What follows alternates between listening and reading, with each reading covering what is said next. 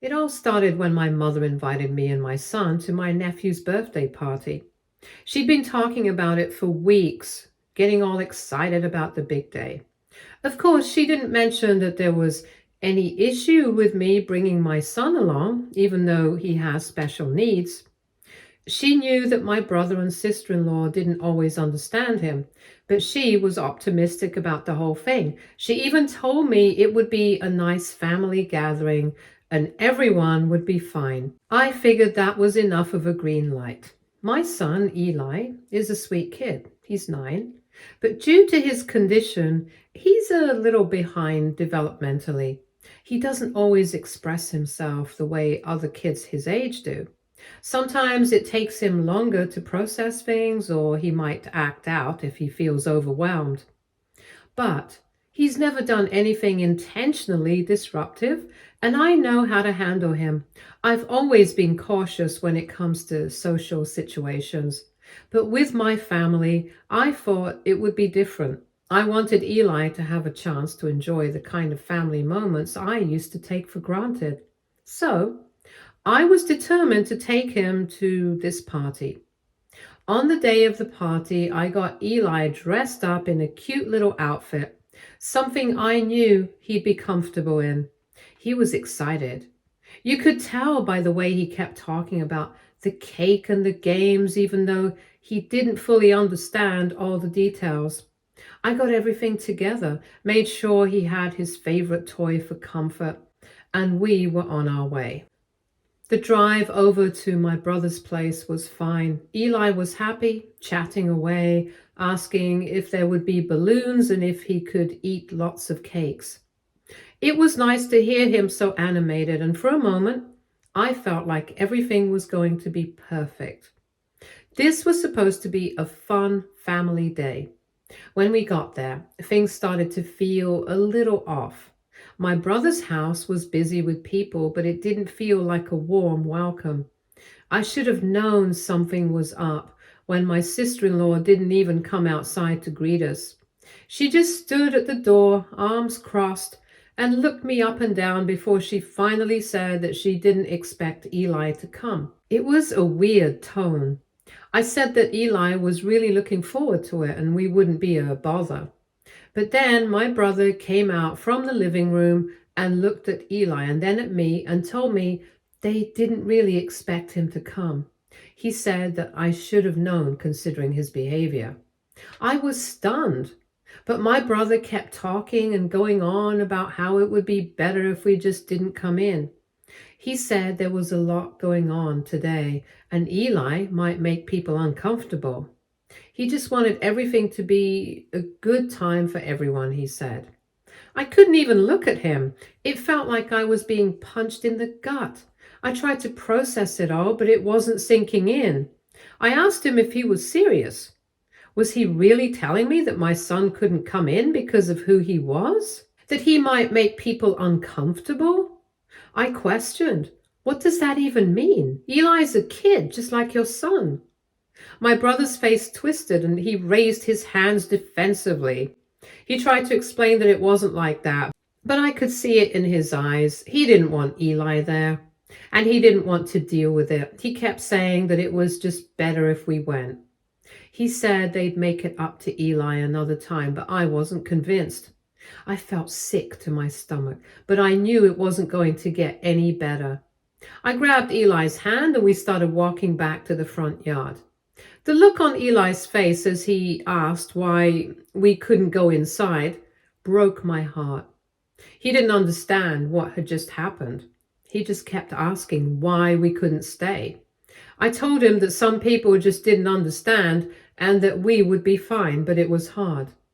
It was hard to explain it to him when I didn't fully understand it myself. We stood in the driveway, waiting for the taxi to come and pick us up. It was quiet. I could feel the weight of everything. Eli leaned against me, still holding his toy, his little face full of confusion. I tried my best to be strong for him, to not let him see how much this hurt, but inside, I was crushed.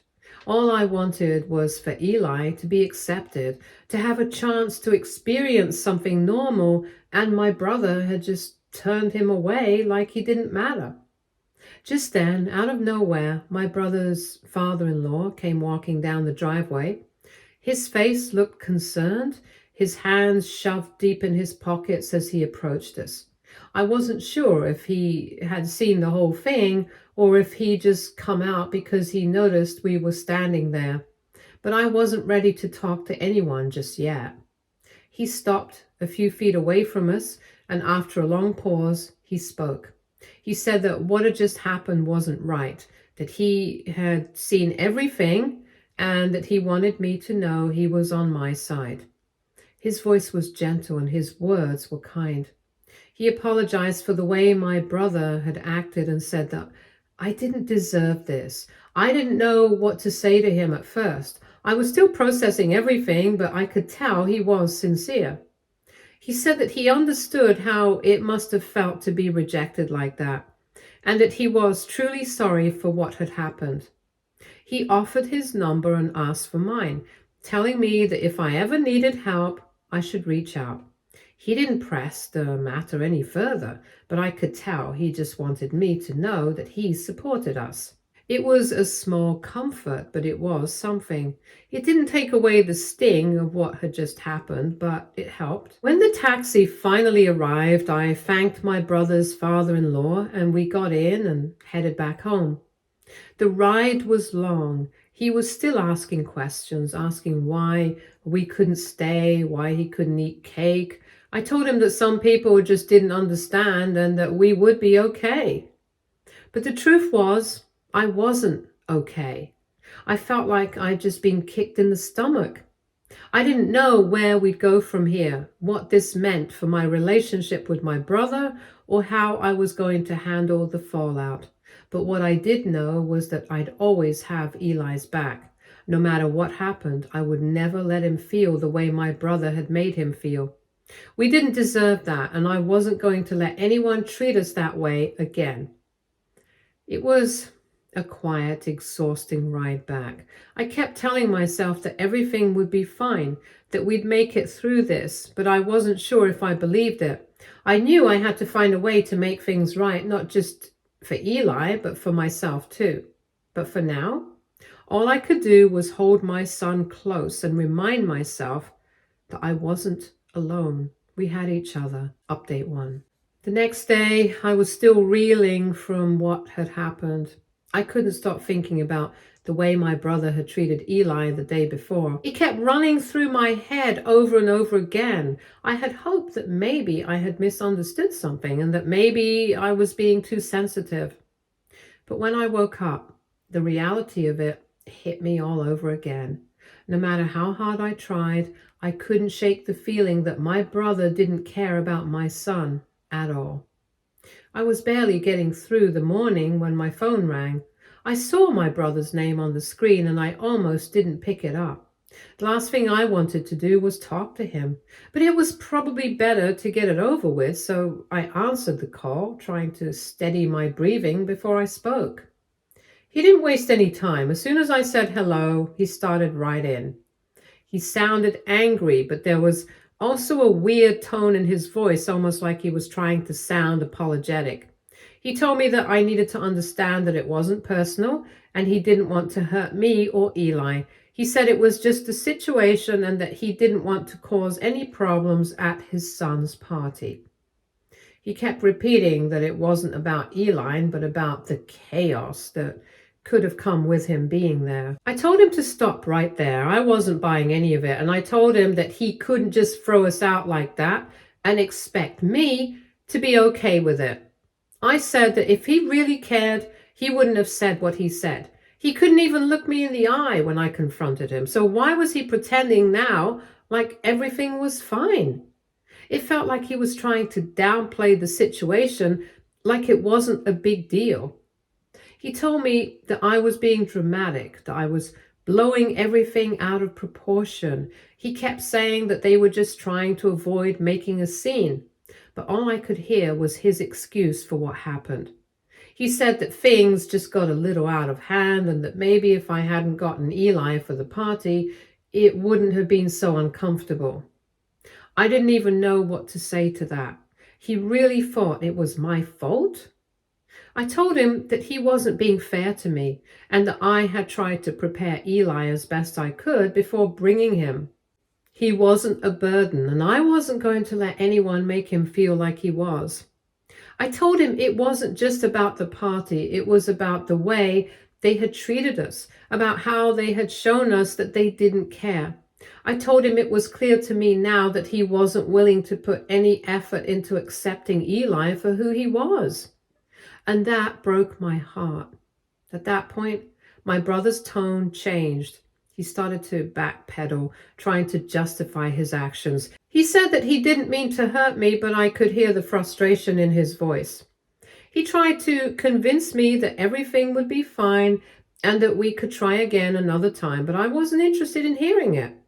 I told him that I wasn't going to play these games anymore.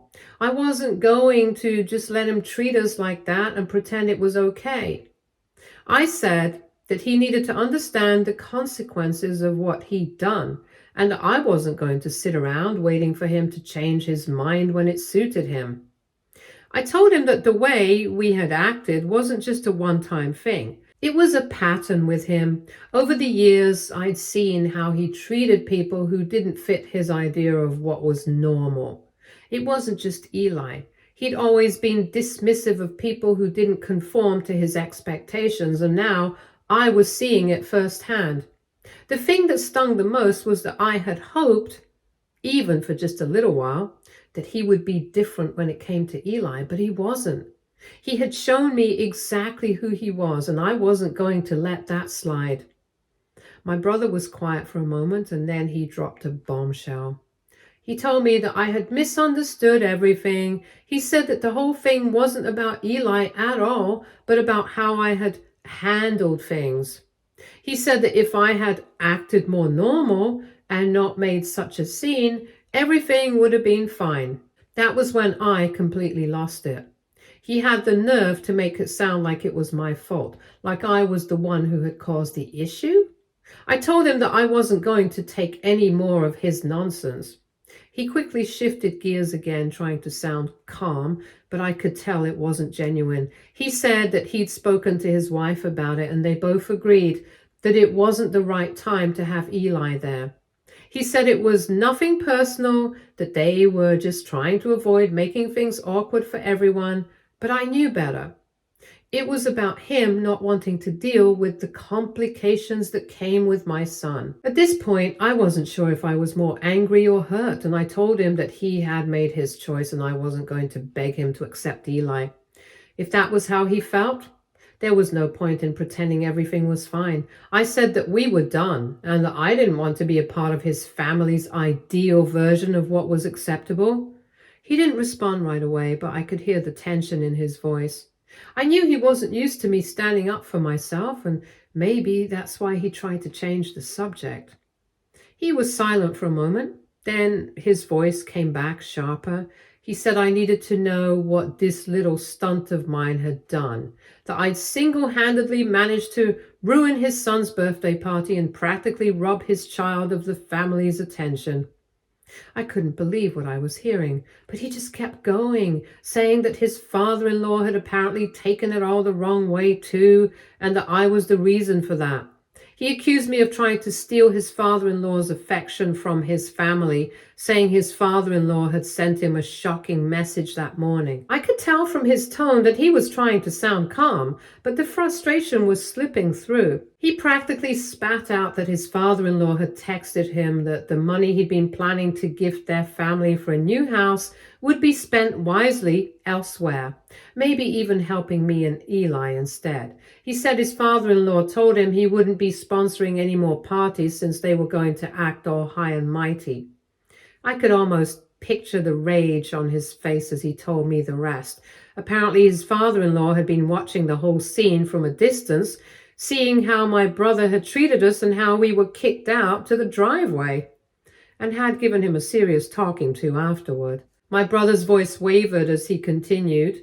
saying his father-in-law had told him not to bother calling back. He was practically hissing through his teeth when he added that the message had ended with his father-in-law advising him to tell his daughter to adjust her attitude or she'd end up like her mother. And that line seemed to hit him particularly hard. I had to stop myself from laughing, but I wasn't about to let this moment slide by without giving him a piece of my mind. I told him I found it ironic he was so concerned with someone else's so-called high and mighty behavior, considering him and his wife had acted like we weren't even worthy of basic respect at his son's party. I told him that his problem with his father-in-law wasn't my concern, and that maybe if he hadn't been so busy worrying about other people's opinions and judging everyone, he wouldn't have pushed away the people closest to him. I finished by saying he couldn't handle that Eli and I were loved by his father-in-law because we didn't go around treating people like they were beneath us, unlike him and his wife. Without waiting for a response, I ended the call right there. Update 2. After that call, I decided to block my brother and his family from everything. I'd had enough of their pettiness and cruelty. I wasn't about to waste any more time on people who couldn't respect my son and me. My energy was precious, and Eli deserved all of it. He needed my attention far more than my brother's endless self-centered drama ever would. A couple of days later, my mother called, and I knew she was in the middle of all of this, trying to balance her loyalty to her son with what she knew in her heart was wrong. And though I wasn't in the mood for any apologies, I let her speak. She kept saying she was sorry, that she wished things had been different, that she'd had no idea my brother would act that way towards Eli and me. I told her I appreciated her concern, but I didn't want to dwell on it. Apologies wouldn't change how my brother treated us, and while I was grateful she seemed to see things more clearly now, I just didn't have any space for more of this family drama in my life. I honestly thought that would be the end of it. I wasn't interested in reaching out to my brother's father-in-law, regardless of what my brother said in his fit of anger. Sure, the idea of support, financial or otherwise, was helpful, but I wasn't looking to profit from this situation. My only focus was Eli, and I was doing my best to make a good life for him without any strings attached. But 2 days after that call with my mother, to my surprise, my brother's father-in-law reached out to me directly. He called, and in a gentle voice that held both kindness and genuine warmth, asked if he could talk. He started by saying that he wanted to help in any way he could, that he'd seen firsthand how strong I'd been in raising Eli on my own. He said he admired the way I'd kept going despite everything, especially after losing my husband during my pregnancy. He mentioned that his own mother had been a single parent, and he'd always admired that same strength in her. And I reminded him a lot of her. I felt a lot of emotions hearing that. I thanked him, a bit hesitantly, for his kindness, and told him that I wasn't expecting anything from him. I said that my goal was to provide for Eli without relying on anyone else's generosity or charity, and that I appreciated his words, but I didn't want him to feel obligated to offer anything. But he was quick to reassure me, saying that this wasn't about obligation. It was about wanting to make a difference where he felt he could. He went on to say that he saw the potential in Eli, that he knew with the right support Eli could thrive, regardless of any challenges he might face. He understood how hard it was for people to accept differences, and said he was ashamed of the way his daughter and son-in-law had acted. He admitted that he'd raised his daughter better than this, and he couldn't believe how she treated me and Eli, especially after everything we'd been through. There was silence for a moment, and then he mentioned he'd always been struck by how resilient I was. He told me he couldn't imagine what it was like to lose my husband and raise a child alone, especially a child who needed extra attention, but he wanted to offer support in any way I was comfortable with. He explained that he had resources set aside, not just financially, but in terms of people who could help, and he didn't want me to feel that I had to carry everything alone if I didn't want to. He wanted to make sure I knew that someone had my back and that I had options if things ever got overwhelming. He wasn't just offering money, he was offering real support, a sense of community and family that I'd been missing for so long. I told him I appreciated his offer more than he could know, and I admitted that life had been tough since my husband's passing. But I was determined to give Eli everything he deserved. I told him that I would consider his offer and that his kindness was a reminder that there were still good people out there, people who didn't judge or look down on us. He encouraged me to stay in touch and reassured me once more that this wasn't a handout. It was an opportunity for him to honor his own family's legacy of resilience. He shared that his mother had always told him that strength meant lifting each other up, not tearing each other down. That was something he wanted to live by, and I could feel the sincerity in his voice. There was still a part of me that was cautious. I knew accepting help wasn't easy. I thanked him again, promising to consider his offer. As I hung up, I looked over at Eli, who was happily playing, completely unaware of the storms surrounding us. I knew that no matter what, him and I were going to be okay. With people like my brother's father-in-law in our corner, I was reminded that kindness and understanding could still find their way into our lives, even in the most unexpected places. Update 3. I'd managed so far, balancing everything on my own, but my brother's father-in-law called me again around 4 to 5 days ago. And this time, his offer was different. He'd mentioned a special school for Eli, a place known for its outstanding support for kids with unique needs. He said the school was well regarded, a place where Eli could thrive with small classes, dedicated resources, and programs that catered to kids like him. He promised to cover all the costs, no strings attached, as he put it. It's tempting, no doubt. The school he's offered is miles ahead of the one Eli attends now, but it's a private institution, which has always felt out of reach. I've done my best with what we have, and Eli's current school does an okay job, but I know he'd benefit from more specialized attention and opportunities.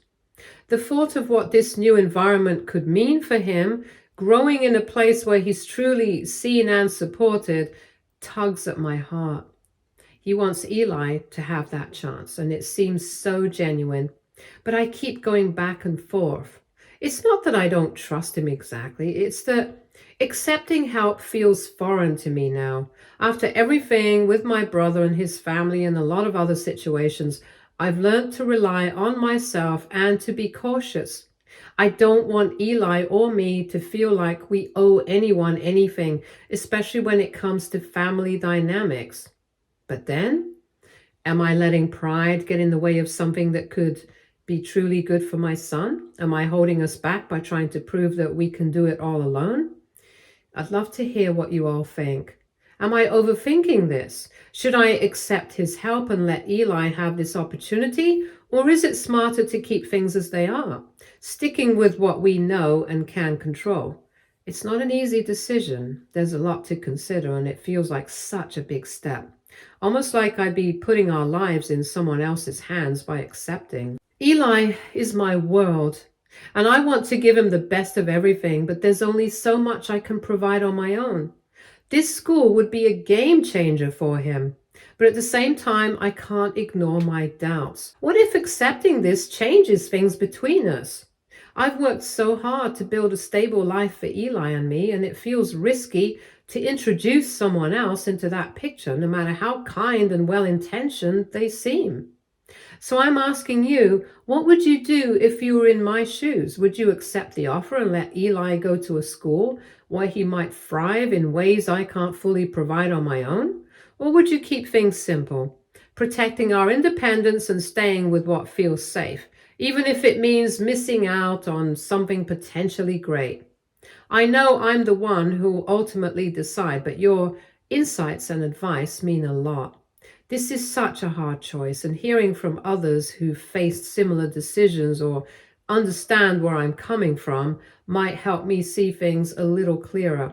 Right now, I'm torn between giving Eli a chance I know he deserves and keeping us both on a path I can fully control.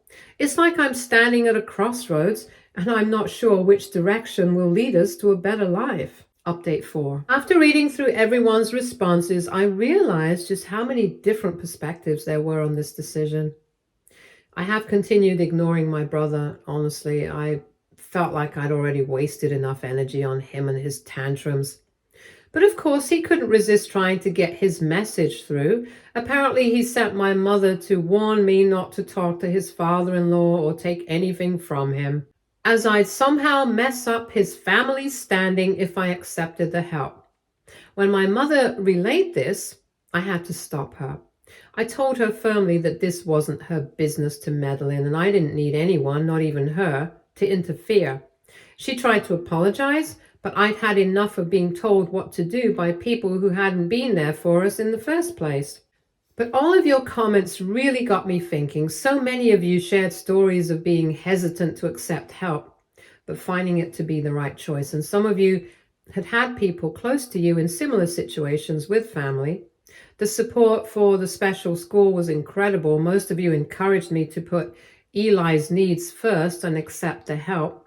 People pointed out how Eli would thrive in an environment better suited to his needs, and that maybe this was a rare opportunity worth considering, especially with someone genuinely willing to help. At the same time, there were those of you who were concerned, and I appreciated your honesty.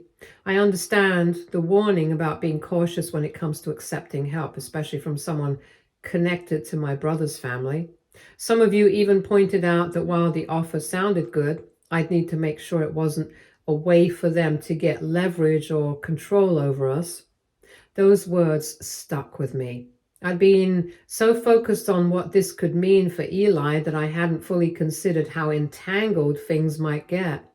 But your advice helped me think through it from all angles. In the end, though, it was clear that most of you agreed that if the offer came from a place of kindness, and if I set boundaries, this could be a positive change for Eli. I saw how much everyone was rooting for him, wanting him to have the best possible chance, and it gave me the final nudge I needed to decide. I'd spoken to his father-in-law about boundaries and reassured myself that this was about giving Eli what he needed, not about owing anyone anything. So I've decided to go for it and accept his help. I want to give Eli every chance to succeed, and I can see now that accepting help doesn't make me any less capable as a mother. There's a part of me that's still cautious, of course. I'll keep an eye on things and make sure that I'm in control of the choices we make. But knowing that Eli will be in an environment where he'll be supported and able to grow, that's worth setting aside my pride. Thank you all for helping me see things more clearly. The support and advice I got here meant more than you could know, and it reminded me that sometimes letting people in isn't a sign of weakness. It's about doing what's best for those we love. Stay tuned for more stories from our girl relationships.